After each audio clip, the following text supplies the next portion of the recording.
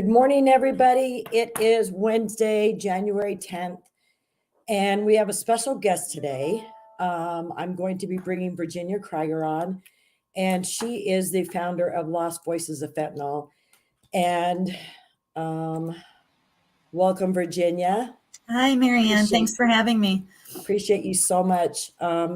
Virginia is an angel mom also. She lost her daughter to fentanyl poisoning. And she's got an incredible story of what she's been doing to bring awareness to the country about fentanyl poisoning. So, Virginia, tell our viewers a little bit of how this all started with you, your story, your beautiful daughter, losing your beautiful daughter. Well, and I owe a large part of all this to you, Marianne. My daughter she was pretty much an average girl. There was nothing really that gave me any warning something like this could happen to her. She was bright, beautiful, 26-year-old mother of two. Had a really bright future in front of her. And she injured her back. And someone she knew offered her a pill that turned out to be a counterfeit pill that contained fentanyl, and it killed her. And so I first... I started researching to see how this could have even happened. What was illicit fentanyl? How did it get put into a pill that looked like a Percocet? And how did that pill make it to Ohio in the hands of my daughter? And then I met another mom who went through, a similar situation. And then I met another one and another one. And that's when I realized that this is so much bigger than, a health crisis. It's much more than that. And so, I started looking into what was going on in Mexico, what was happening with the cartels, where the supply lines were coming from. And the more I learned, the more disturbing it became. Finding out that China had actually entered into, what is probably the largest criminal network in global history by supplying the cartels directly with these deadly products, how little the public knew about, the fentanyl and what it was actually doing. It's just mind-blowing to me. We buried we're getting near the neighborhood of 500,000 people. And China never had a fire shot. And the narrative that all these people had to have had something wrong with them, who are dying. And that's just not true anymore. It's not true. I have three children. Two of my three children have been impacted by fentanyl. My daughter, who on this end of the spectrum, who didn't have any issues. And then my youngest son, who after she died, fell into substance use disorder. He started using meth so he could feel happy again. And he too was poisoned 3 times by fentanyl in methamphetamines. And so, and my son's in a coma right now, and he's probably not coming back to us. So I will have lost 2 of my 3 children. 2/3 of my family has been wiped out. And we have parents who've lost 2, 3, 4, 5 children. And yet this is going under the radar, unaddressed and unacknowledged. And so, I started working with other parents. We formed Lost Voices of Fentanyl, which is now the largest organization of its kind in the country, with more than 31.7 thousand bereaved family members. We go and we talk to schools. We educate the public. We talk to congressmen and senators, and we're working with federal agencies like the DEA and the CDC to try to, first of all, humanize this crisis, but also to help people understand what it really is. Right. And the magnitude of people who are families that are being ripped apart, but you've got people who go all across this country on platforms and talk about it. And you've got elected officials who talk about it during election years and will come and pander to you and talk at your organizational events that you put together. But in reality, and as angel families, we've been saying this all along. What are they actually doing? We're all just collateral damage. And there's really nothing that we see as being a step forward. Whereas us in these organizations like Lost Voices of Fentanyl or angel families, we make a step forward, but there's 15 steps backwards. And we're continually clawing, trying to bring the truth to the American people about what's happening to our country. Oh, and I think that's probably the worst part of all is, I sat in rooms on Capitol Hill with congressmen telling them my daughter's story, And then they look right at me and try to tell me that I'm wrong. You Yeah. know, oh, well, there had to have been some history of substance use disorder because, well, that's not true anymore. The truth of the matter is that on the last National Drug Survey, 138 million Americans admitted to either using an off-market pill or trying a drug at least once within the past year. That's nearly half the US population. And the lie that they're telling is there has to be something wrong with you for you to try or use a drug. That's not true anymore. The truth of the matter is that drug use has become as mainstream and as much a rite of passage among our youth population today as alcohol. It Right. just has. And so rather than put money towards getting public awareness, going into these schools, informing these children, alerting the public so that they understand that this danger exists, they just continue to sweep it under the rug, pour billions of dollars into programs that aren't helping. And then they stand back and say, well, look, you know, we set up a bunch of new user centers. How is that going to help the 5-year-olds that we're burying right now? It's not. How is that going to get fentanyl out of the daycare centers or the middle schools or the elementary schools? It's not. Well, and the Mexican cartels press these chemicals into pills, which are counterfeited to resemble pharmaceutical grade medications for depression, pain, and ADHD. And don't you feel, Virginia, that coming off of COVID-19 and the lockdowns and the crap that we were put through as a nation, that there are so many people looking for that quick fix in a pill, and they'll take it from somebody that they know, or they'll order it online. You know, how many times have we read about these young kids on TikTok and Snapchat ordering a pill to be delivered to their house, and they take it, their parents aren't home, and their parents come home and find them dead. Yeah. You know, and it's all about feeling good and feeling normal again, right? Right. And you know, so we're talking about, you know, the lack of education to teach our kids coping skills so that they don't need to turn to these substances. You know, we're talking about a culture that has emerged where big pharma, direct markets to market, person to person marketing every day, just telling everybody, oh, you've got a headache, take my pill. You feeling sad, take my pill. Hair's not shiny enough, take this pill. They literally market directly to the public, telling everybody that a pill or a powder can fix everything. And then we have an entertainment industry on top of that who normalizes and glamorizes drug use to our youth. They'll be cool and hip if they're doing drugs like these guys. And then what happens is they get mad at our youth for picking the messages up that we're allowing to be put out there. Right. You know, and so we've created this culture, and then enter fentanyl. And just to clarify for all your viewers, there are two different types of fentanyl. There is prescription grade fentanyl, which is the type that you get from a physician. That is made right here in the United States under extremely controlled conditions. It's heavily regulated and managed because of its potential lethality. Illicit fentanyl products are not legitimate products. In fact, they're not fit for use in human beings. What they have done is they have taken the base fentanyl molecule and either added branches to it to increase its potency and duration, or they make chemical replacements during its processing that do the same things. So carfentanil, acetylfentanyl, parafluorofentanyl, there's a growing list. And all they have to do is change one ingredient, and they have a whole new version of these illicit fentanyl analogs. So when we talk about this crisis, we are not talking about what you're getting from a doctor in a prescription. We're not talking about what an anesthesiologist might give someone during surgery. We're talking about street grade products that are not fit for use in human beings. They're mass shipping those to Mexico. And the reason they do this is because it's so incredibly portable. You know, for the amount of money they would get from an entire truckload of heroin, they can achieve that much financial gain from one brick of fentanyl powder that's pressed into a brick. But what's even more dangerous about this is it can kill in 2 milligrams or less, especially for people who have no tolerance to opiates. And a new study just came out that shows that victims are actually suffocating for a full 2 minutes before they even know that they are. And by the time they go down, if you do not have Narcan to keep them alive long enough for EMTs to get there, it is a surgical level sedation where they do not breathe.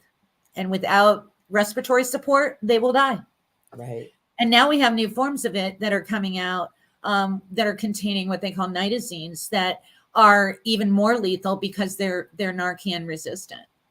Well, So the one Band-Aid we did have isn't even effective anymore. Well, and I don't think a lot of people understand that fentanyl is a synthetic opioid, far more powerful than heroin. Yes. And that I was reading last night, this was really sickening. And I know you and I have talked about this, but the latest threats include a horse tranquilizer, which causes lingering flesh wounds in users, and nitazines, that's synthetic opioids that appear to be even more potent than fentanyl. Yeah, So and those first constantly emerged in being Russia. things brought to market or to the public in the black market that our American citizens aren't even aware of the threats that are No. lingering. And so if in any other world, if someone had taken cyanide, pressed it into a pill, and they actually did, that looked like a Tylenol, and then someone took it and they died from cyanide poisoning, everybody in the country called that a poisoning. Yet when someone takes this poison, illicit fentanyl, which is unfit for use in human beings, and they press it into a pill that looks like Adderall or Percocet or Vicodin and hand it to another person, we're calling that an unintentional overdose. That is not an overdose. It was not an accident when the drug manufacturers modified the fentanyl molecule to make it more potent than it should be. There was no accident when they took and got an illegal commercial pill dye to mimic trusted trademark pharmaceutical products like Adderall, Vicodin, Percocet, oxycodone. And it was no accident when they put all those ingredients into a pill press machine, pressed them all out, then went online and were selling that stuff to kids and adults as being a Percocet or a Adderall or a Vicodin. That is a classic poisoning. Anytime someone hides or disguises a harmful substance as anything or in anything for another to consume, and it causes harm or near-death injury or death, that is a poisoning. Yet here we are, we're still using that word overdose as if the victims somehow did it to themselves. You know, Tiffany did not know there was fentanyl in that pill, and if she had, she would never have taken it. But she'd had Percocet for her wisdom teeth, so she knew what that was, and she knew that one Percocet wasn't going to hurt her.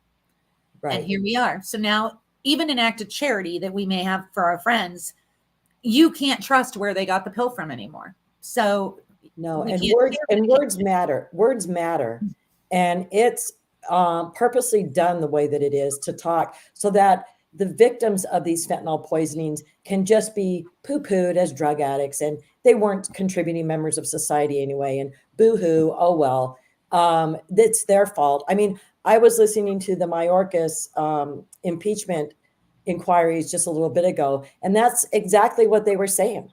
Yeah. Some of the liberal politicians were saying, you know, we've got drug addicts and they're going to demand this type of things come over. And, you know, 85% of the fentanyl comes across through our border, like not illegally, they come in through the border gates. And I'm thinking, no, you know, a lot of this information that the liberals have is wrong. And we really need to re-educate America to understand that you can't always believe what you hear, even if it's coming from an elected official. I would say especially if it's coming from an elected official. And you have to be diligent in your research, as you were, to go as far as to get a DEA profile on the fentanyl that was in your daughter's bloodstream that killed her, to know that it came from Mexico. I mean, this is what a diligent mother does who wants to get to the bottom of things. And you know, that's what I tell families is, you know, the one thing about this is that's what they want to do. That's what they did in Tiffany's case. They wanted to swipe it under the rug, and nobody wanted to investigate it. Nobody wanted to look into it. We are burying babies, babies. So how do those babies fit into the narrative that they're trying to put out there? You know, the CDC just released it. It's right on their website. They just did the first profile on the victims. I've been crying for this for years. And guess what they found? Only 6.4% of the victims were actually in treatment for some type of addiction disorder. So who are the other 93% dying? There are kids. There are those kids who are adventurous. There are people self-medicating who don't know. But instead of reaching out to them, instead of trying to help, you know, we've been accused of being vindictive and wanting revenge by liberal politicians who have insulted our families so much that they've walked out of hearing rooms crying. Because, you know, if I wanted vengeance, then I would have went and I would have gotten the woman who killed my daughter and the person who harmed my son, and I would have done something to them. Trying to warn people to keep them safe so they don't suffer the same losses that we have. That is the furthest thing from vengeance that I can imagine. In California, SB 350 was a simple admonishment clause. All we wanted, it's modeled after the MAD bill. And what it does is it gives an admonishment after someone's already been convicted of drug trafficking, an admonishment by the judge warning them that if they continue to traffic drugs in the future, and if they kill someone, that the prosecutor could or might have the discretion to hold them accountable for drug-induced homicide. The California Public Safety Committee, which has a majority Democrat body, all voted it down. They don't even want us to give people a warning. Stop, you're killing people. They don't even want us to say that. It's so disgusting. And so that's what we're up against. We have Snapchat, they know. We've sat at the table with Snapchat. Our families have, not me personally, but and communicated to them how the platform is getting to kids and how these drug traffickers are now right in your living room in your child's cell phone.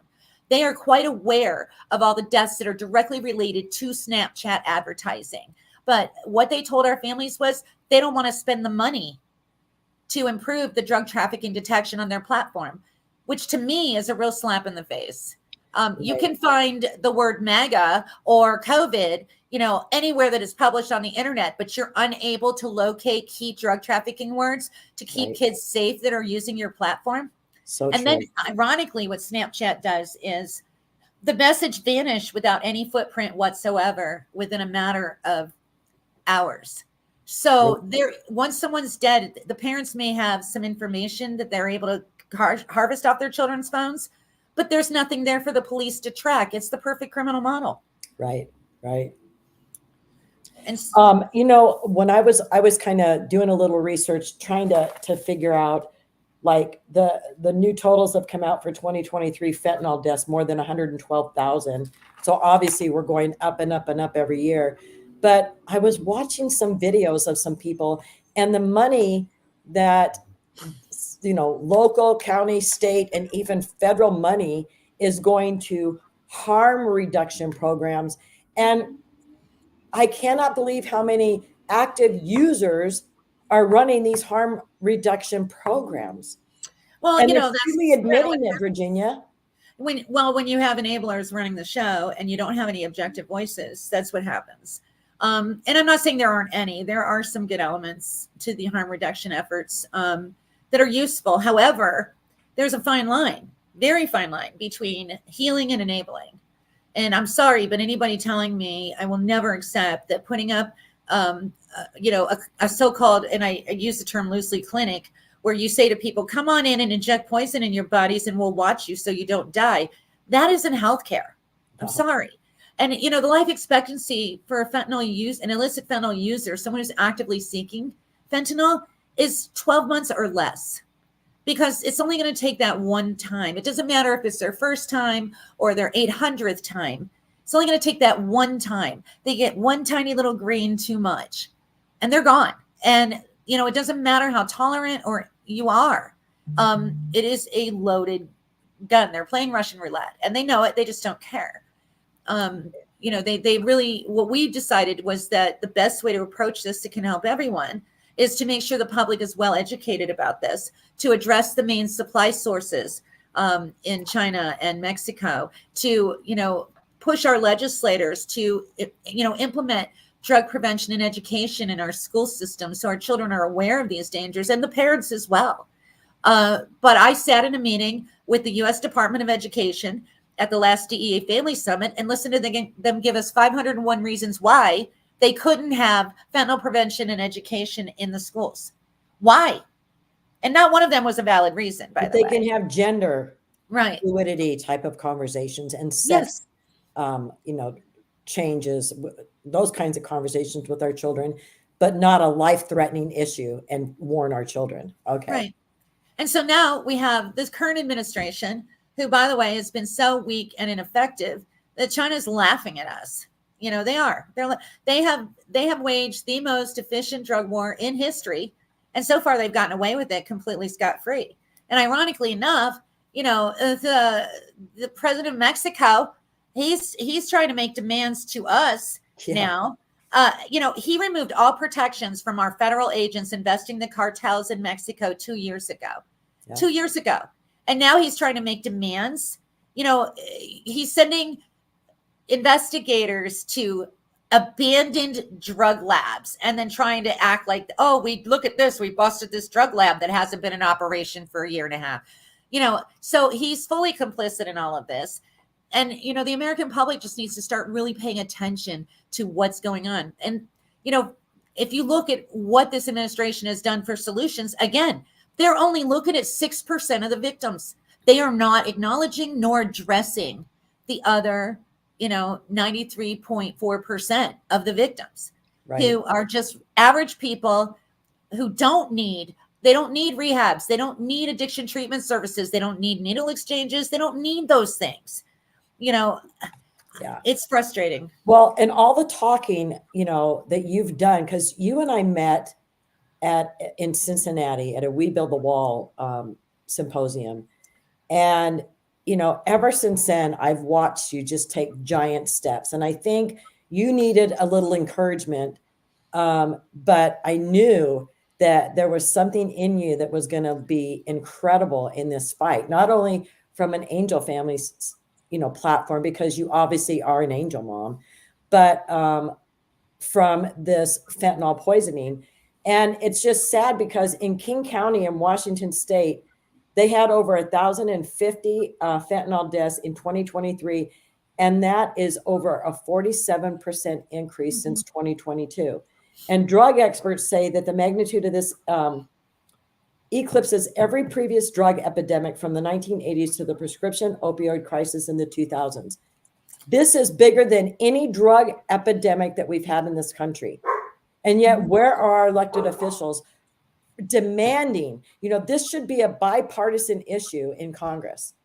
Everybody should be coming together and working to absolutely close the borders and do something to stop this. But they don't think, because of their agendas and because of, re-election and what are their constituents going to think? I need to get reelected into office to keep this high salary and make these ridiculous laws and stop the right things from happening in this country. That's more important than your daughter.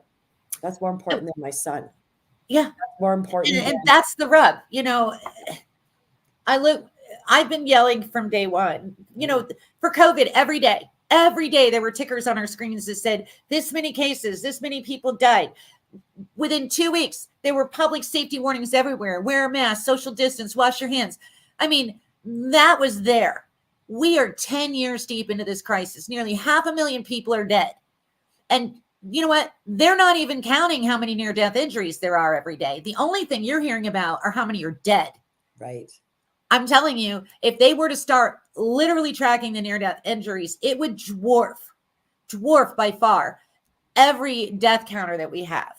There are some victims who have encountered fentanyl more than once, but the profiles of the victims is another thing that they hadn't looked at. They didn't know who they were, how fentanyl got to them, what their health histories was. But then they're trying to allocate resources to fix a problem they haven't even assessed. Yeah. How can you even do that? And, so when they look at me and say, oh, well, we've allocated $10 million to, rehab and recovery centers. And I'm not saying those are bad things. But when you're ignoring 93% of the problem and the death tolls keep going up, that should be a strong indicator after 10 years that you're missing something. But they won't. They will not accept that there's an alternate reality going on here. And when our families stand in front of them and try to share our stories, we get marginalized, mocked, laughed at, ignored. The hate that I've gotten has been, well, people are cruel. And because they don't know, they think that somehow we're against them. No, I can't save my daughter. My daughter's beyond saving. I can't save my son. What we're trying to do is save your families from going through the same thing that we have, to help you understand so you can keep your family safe. There's no benefit to this for any of us. And I think back to when I was called to DC to testify, Senator Tillis, and of course it was an election year, and they were having me come and testify about the importance of anti-sanctuary laws because, of the damage that it does. And people don't, they hear in the news right now, these sanctuary cities like New York and Chicago and stuff. But what they don't understand is because of the sanctuary city status that they have, these illegals can commit crimes. They can sell drugs. They can do whatever they want to do. And they are released back out onto our streets before their trial to commit more crimes against American citizens. Yes. And there's a big refugee camp on Randall Island up in New York. And I was just reading where there's there's gangs in there, and they have weapons and they have drugs. So these people who are coming over the border undetected and bringing drugs and whatnot, they showed them even entering these, like a school that they've converted into a refugee place right now because of the weather. And the parents are complaining because they're showing them just pouring into these schools when the parents have to go through metal detectors and everything to even enter that school. And yet these people are just being let in. Their backpacks aren't being checked. How many of them, and how little are fentanyl pills? That they could have bags and bags of them in there. Well, in the absence of studies on these new forms of fentanyl, and by the way, there aren't enough studies for us to even know what all these various analogs are capable of. So what they've done is they have relied on 50-year-old conjecture surrounding pharmaceutical grade products for safety messaging. You know what? What they published 50 years ago in the 1960s on fentanyl patches that were made by a pharmaceutical company does not apply to these illicit fentanyls that did not even exist in that time frame. And rather than doing be like a 50-year-old study about social media, right? Yeah. So then they're going out and they're telling the public, oh, it can't be absorbed through the skin. Oh, it can't be this, it can't be that. You know what? You don't know that. You don't know that because the study hasn't been done to know it. But I can tell you right now, when you alter the chemical foundation of anything and you turn it into an entirely new chemical, it could do a lot of things that you don't know it could do. Right. But the one thing I can tell you is that it takes 2 grains, smaller than salt. It has an air hang time in powdered form, similar to that of baby powder. And the minute it hits a mucous membrane in your eyes, ears, nose, mouth, it's in. And it doesn't matter if you breathe it, if you get a little residue in your hand you don't see and rub your eye, it will get in. And once it's in, it's in. And, to people who have no opiate resistance at all, those babies in the daycare center that had to be hospitalized because someone in the daycare center had fentanyl on the premises and was selling it from the daycare center. We have parents who went to an Airbnb in Florida for vacation, and their 1-year-old was crawling around the floor in the unit they rented, came across fentanyl contaminated cocaine under the table and died.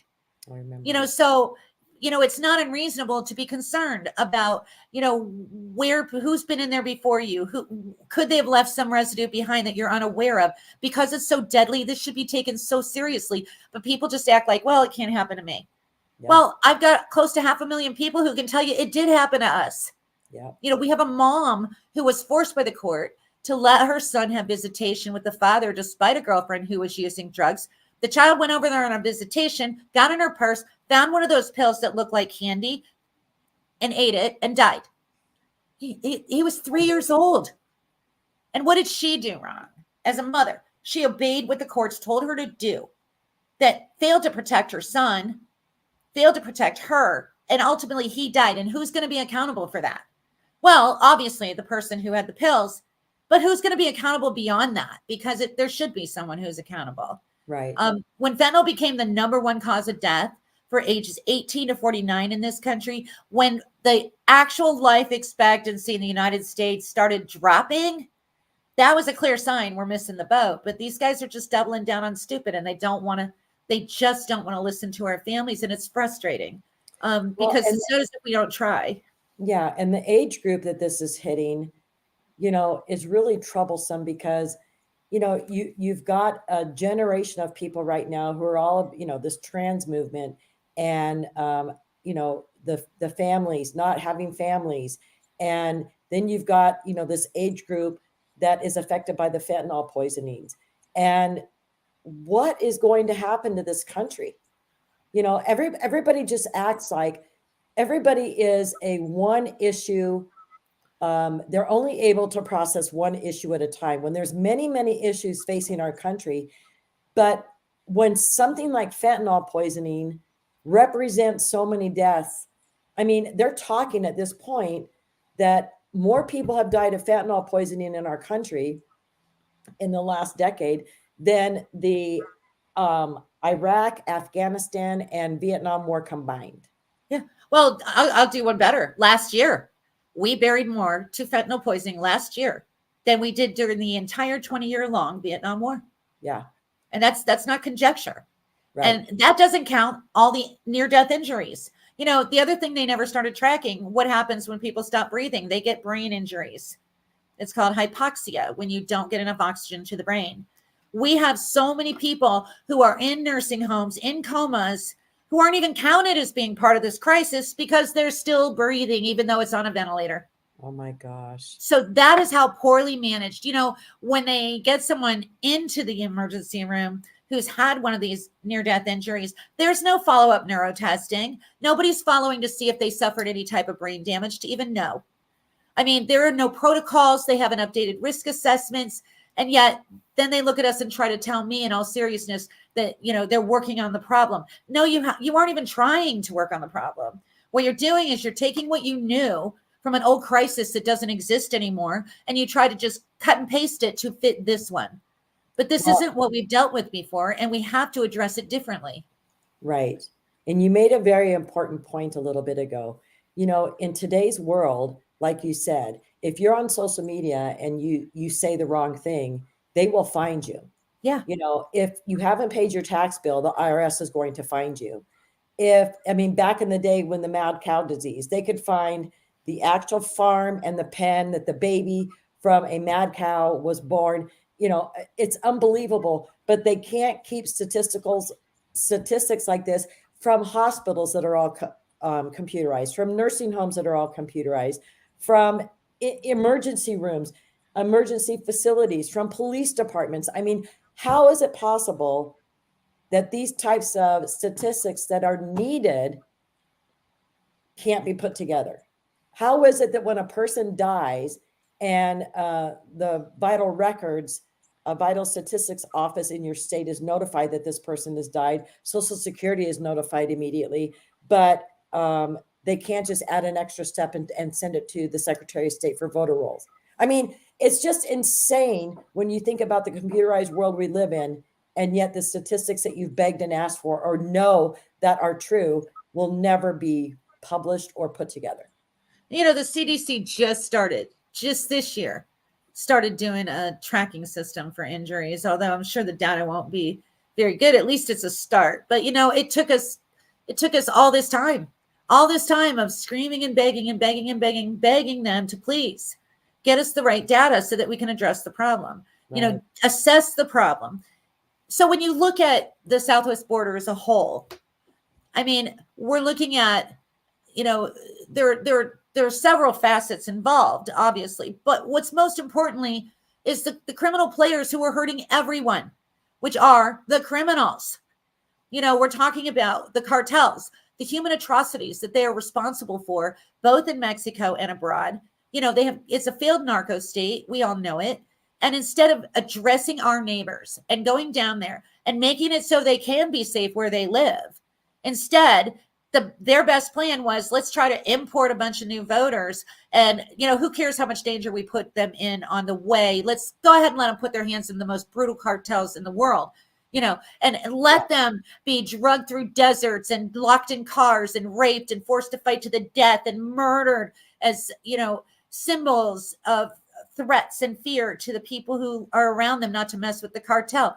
Let's let them be extorted and sex trafficked and held ransomed and slaved. We have the traveling slave camps now of migrants who are under the control of the cartels all over. They're traveling around the United States. We literally have slavery back in the United States. We have all the victims of illegal alien criminals who are allowed to repeatedly commit crimes and stay here. Then we have the drugs. You put all that together. the human suffering is into the billions that have been caused by these bad actors. And what are we doing about it? What are we really doing? And 9/11 was horrific, terrible. But when you stop to think that more Americans have been killed by illegal criminals and by fentanyl poisoning, and this is all due to the southern border, and we don't have a Congress who will finally address this. I mean, we've got laws in place that should keep it secure. We've got money that was already allocated back in the Reagan years to putting up border security walls, but we've got a congressional body that tends to steal money. They steal money from Social Security. They took the money that was set aside in the Reagan era for the walls. They do things that are completely against what they know their constituents would want. And they view us as idiots and collateral damage. Yeah. And they will never do the job that they were sent to DC to do. There's a handful of people who have the integrity and the backbone to do something about it. But I'm always going to point the fingers back to DC because that is where the powers lie to make a difference in this. And you look at Mayorkas and what he's done to this border and how he continually turns his back on things and says, to Kat Kamik from Florida, when she's telling him he's going to be impeached, you're not going to like who comes next. And she says, is that a threat? And he just smiles. My show yesterday was all about his career. And he's an evil man. And he understood the inner workings as he worked his way through USCIS, Deputy Secretary of DHS, now the Secretary of DHS. He knew what he could do and get away with is the sickening part of it all. Well, and I think that that's true of a lot of them up there. I got such an education. There was the way that I was taught this country runs, and then there's the education I got once I got to DC. Yeah. And let me tell you, it's nothing like what they've taught us in school. We are all horse traded back and forth every day like human chattel. And to have people who can look at all this human suffering around them, who can see it, know it's there, and still refuse to do the right thing it's disappointing. For our president of the United States, we did 2 letter writing campaigns to Joe Biden, our families. We also did one to Donald Trump.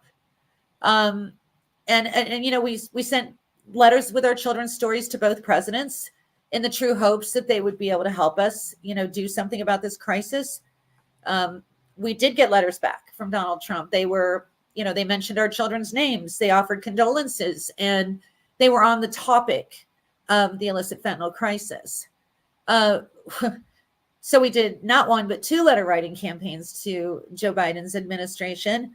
And the responses we received were form letters that weren't even on the right topic. And in fact, in the second one that they sent to our families, no condolences, no sympathy, no empathy, not even addressing the drug crisis, but they did assure us that they would make sure that our children got back in school soon from, the COVID epidemic. So, and I have both of those, and the responses from and then, Rebecca Kiesling is one of our moms, and she gave testimony about the deaths of both of her sons.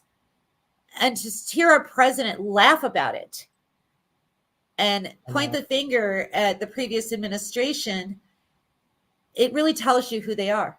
Right. It doesn't matter what year her boys died. Her family got wiped out in one shot. Both of her boys are gone. And what are you going to do about that? Laugh and shrug your shoulders and say, oh, well, that happened under the other guy. Well, what about the 117,000 that died that year under you? Right. And instead of being of the mindset that I hear you and I know this is a problem, and regardless of what's happened in the past, I'm going to take the steps to correct this in my administration.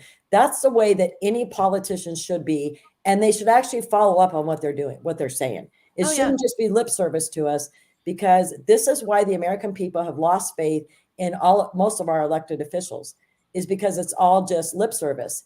It's just like that anti-sanctuary city bill that Tillman had me come testify for. It was just for his reelection cause, because he just let that bill go and die.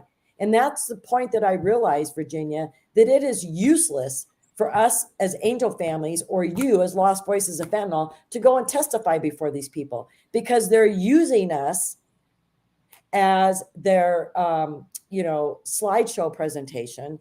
Yeah. And they really don't want to fix the problem. It's just a way to fill the space and the airtime with victims. And, they all say, oh, we're so sorry that happened to you. So sorry to hear about it.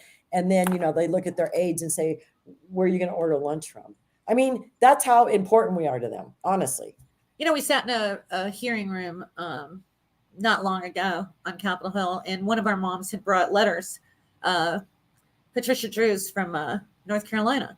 She brought obituaries from the families in North Carolina to give to the Biden administration, which it was well over a year ago, but they just now came out with it. But what really blew my mind is we sat there at this table, and every family there told their stories of how our loved ones were poisoned, how they were deceived and poisoned by either a fake pill or a fentanyl contaminated party drug, which they all consumed without their knowledge or intent.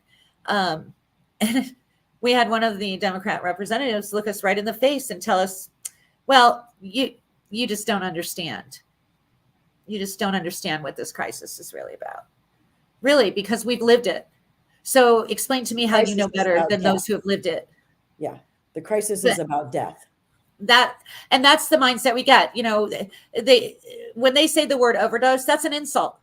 What they are implying is, first of all, that there's a safe dose of illicit fentanyl to be consumed, that our loved ones got that safe dose and then voluntarily exceeded it. Yeah. Whether it was accidentally or on purpose, whatever. That's overdose implies that there's a safe amount to be consumed. So no, that's why we are so insistent that these are poisonings. There is no safe amount of illicit fentanyl. And you're saying there is of illicit. That's a point that I was just going to make. There is no safe amount of illicit fentanyl that you could take and assure yourself that you were going to be okay. Right. Right. And then, then they come up with these fentanyl test strips. And here's what they don't tell the public. The test strips are actually urine dipsticks that were meant for testing people to see if they were using drugs. All that they did was slap a different label on them and start using them for drug testing beforehand. So here's the rub. In order for them to test and be sure that the product is safe, they have to dilute all of whatever product it is they intend to consume in water and test the water. So this is very good if you have someone who is, for instance, an IV heroin users. And for the record, we had less than 5,000 heroin-related deaths last year in this country. Heroin is almost non-existent. It isn't even present on the market anymore. And then everybody else. So there are faulty directions on these fentanyl test packs, and even harm reduction organizations I've caught personally who are telling people, oh, just break off a piece of the pill, test a portion of the drugs. We are looking for a needle in a haystack. You are looking for 2 tiny grains smaller than salt that could be anywhere in the product you intend to consume. The half that you didn't test.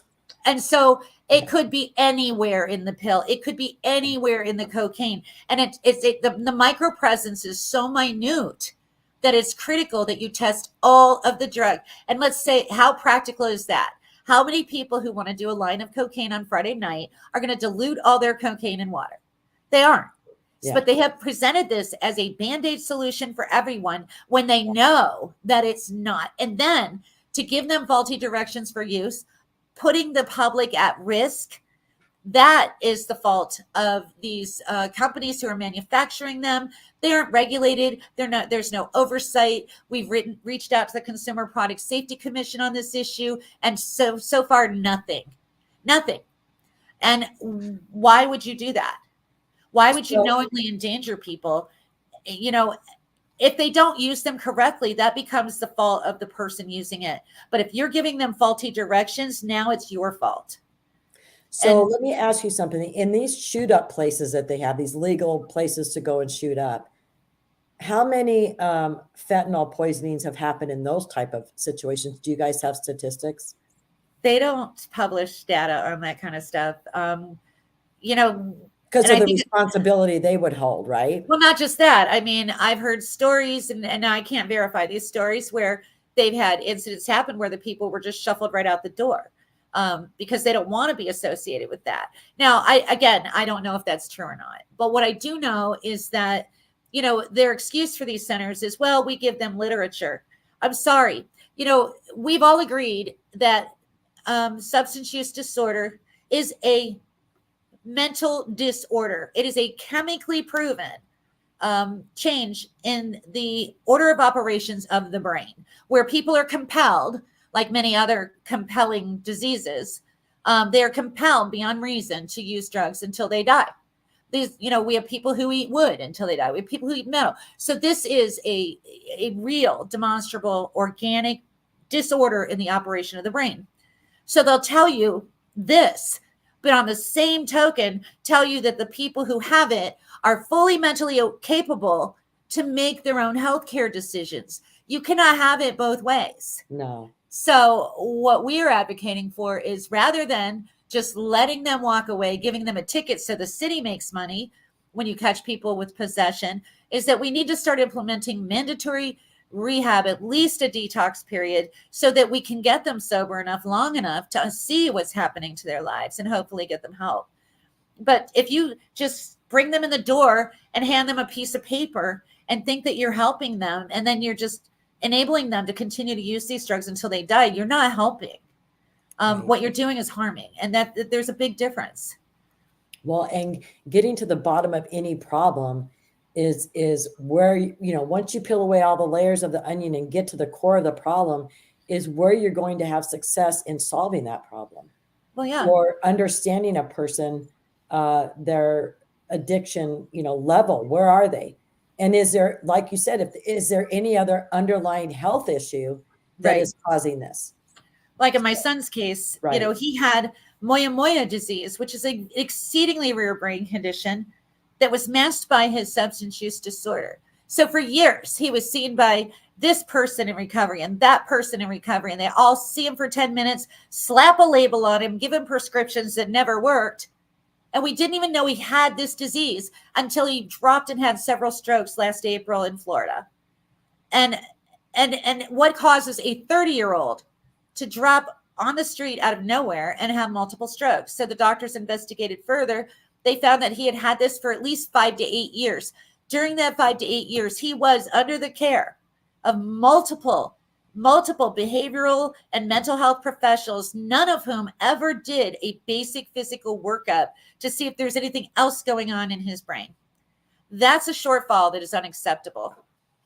Well, and that's the medical industry, Yes. bringing as many people in that they can see in a day's time and getting them out the door because it's a bigger paycheck for them, not really caring about the health and the well-being of their patients. And then to add insult to injury, he survives 2 brain surgeries. He's recovering well. He's got a speech deficit, a swallowing disorder. He needs therapy because he can't really effectively use his left or right hands, but he was making progress. And he gets placed in, he needed intensive inpatient therapy. He gets placed in a facility who didn't watch him follow his care plan. He chokes on a piece of meat and he goes into cardiac arrest, and now he's in a coma. And who's going to be accountable for that? I'm so sorry, Virginia. I know. So been through so much.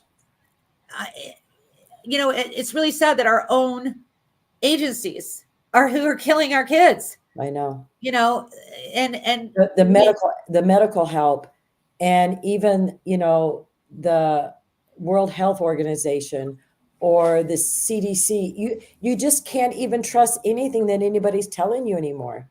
It's a sad reality in this country when, like you said, from my learnings and how I grew up and how I felt like this was the greatest country on the earth, and we were truthful people, we were honest, and we cared about our citizens, and we weren't involved in international strife and things that were going on. And to have your bubble burst and to find out really what the people are about who run this country is a pretty scary thing. And my eyes were really open when I read that book, The Killing of Uncle Sam. It was an eye opener. Yeah. And I encourage people who are listening to this to get it. It's like a $20 book, The Killing of Uncle Sam. And your eyes will be open and you will understand the bureaucracy and the craziness that Virginia and I have been up against trying to bring illegal criminal crime to our elected officials and fentanyl poisoning to our elected officials. And my son will never be brought back, as nor will Virginia's daughter. And this isn't a self-serving mission that we're on. Mhm. We're trying to help our fellow Americans to understand. We've got a bigger issue than people even understand or realize. And sometimes I feel like it's bigger than you or I understand, because we really don't know who all these evil players are behind all of this, Virginia. You know, it's just, I was like you. I really believe that these guys all looked out for us and they cared about our families, and now, you know, I call it grief porn because I've watched them for years now. You know, they'll have a campaign coming up, they'll parade some of our families around the stage, say, yeah, look at this legislation I just introduced. And as soon as the election campaign's over, it dies. It never goes anywhere. And I've watched this repeatedly happen over and over again with so much legislature that now, in our organization, our families do not deal with politicians during campaign years. If they're campaigning for an election, we're not going to let them abuse our families like this, because you know what? Giving people hope and using them and then walking away from them, which is what they do over and over again, especially people who are already without support. There's no bereavement support. There's no, you know, there's nothing for the families left behind. There's nothing for the children left behind. No acknowledgement. We can't even get them to agree on a day to, you know, acknowledge our losses as a nation, to offer comfort and support to the bereaved families left behind. And the fact that we don't even do that, that should tell you who these people really are. Yes. You know, there are a handful, like you said, just a handful who've remained diligent, who continue to bring it forward, who continue to fight with us. But to be honest with you, we don't have very many in our corner, and that's sad. They should be. I know. And, you know, all we can keep doing as not only, you know, mothers of children that we've lost, but as concerned citizens, is to continue speaking out like this. I will never go and testify at Congress again unless I know that it's going to be something that's going to be, you know, aggressive, and that something's going to happen about it. There's also organizations that take advantage of grieving families, Yes, and parade them around at their events, and then put out, you know, their fundraising letters. Oh my gosh, this is what we've done. And they claim that they're a part of the Florida anti-illegal bill that Angel Mom Kayam Michael passed.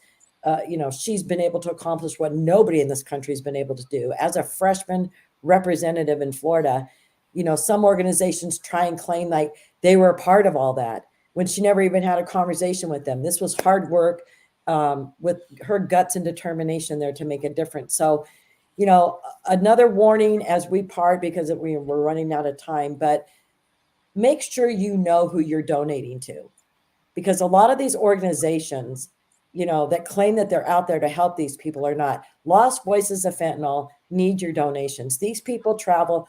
Virginia coordinates trips to DC and has big rallies and gets in front of these political figures and lets them know we're mad and we're not going to put up with non-action anymore. But, you know, the same with Angel families. We're not as active right now because, you know, once the Biden administration came in, you know, we were just kind of shut down, and their backs were turned on us for sure. They didn't want to hear from us, but we've had to try and find other ways. But definitely tell them how to get a hold of you, Virginia, your website. Tell them your information. You can find our website at the letters LV as in Victor, OF, the initials for Lost Voices of Fentanyl.org. Or you can find us on Facebook in our Lost Voices of Fentanyl family discussion group. This is a hub for more than 31.7 thousand families who've lost loved ones to fentanyl poisonings. We support each other. We organize our annual march and rally in DC, which this year will be taking place on July 13th. We are marching to the White House again. Last year we did it in a tropical storm. Our families we're going to keep going. We're not stopping. So please, if you've lost a loved one or you just want to support us, join our group. Follow us on Facebook, and, you know, visit our website. Also, we have an online store where we have banners that you can display showing people who these victims really are. Right. so that we can start bringing this mainstream to let them see that these are our kids. These aren't throwaway people. They matter. Correct. I love you so much, Virginia. And I love thank you too, for your Mary fight Ann. in this. And, we'll be in touch here very, very soon. But it's been a pleasure having you on today. I love you.